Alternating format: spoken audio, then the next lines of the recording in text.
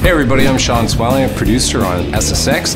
My areas of the game are presentation, campaign, and characters. So the characters SSX aren't necessarily changing, they're being evolved and updated to match the new challenges that are going to be in this game. A lot of new adventures for the characters, and a lot of that's going to be around the gear and what they're wearing. I'm going to show you where we were in the past with the characters and where we're going now. We have SSX, Tricky, 3, On Tour, and Blur, and here's the lineup of the characters. And as you can see, they've all gone through their different variations, from wearing t-shirts on the mountain to crazy kind of clothes and afros and the whole bit. Now I'm going to hand you off to Ron, who's going to talk about Elise, one of my favorite characters, and explain the process we go through to take her from where she was into what she's going to be in this new game.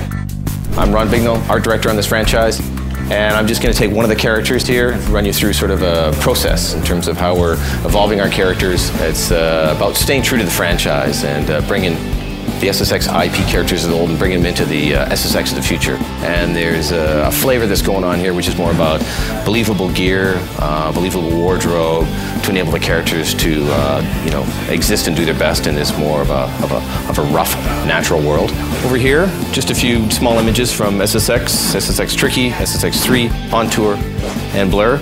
And you can see she's remained very consistent.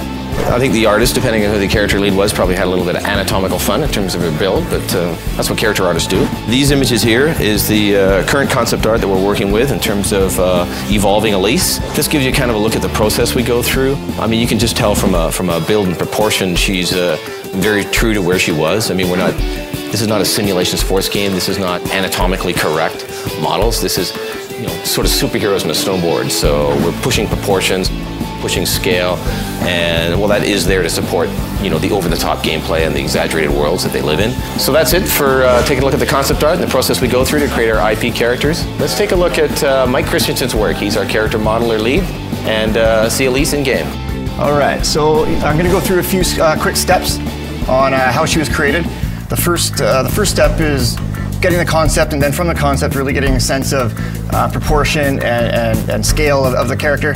Here we're just showing a quick demo of the base meshes, where you start from. Once that step's done, we get into a software package where it's more all about the detailing, things like wrinkles, materials, pore detail. Once all the high resolution details are done, what we do is we bake them down to textures and then apply that to the game mesh.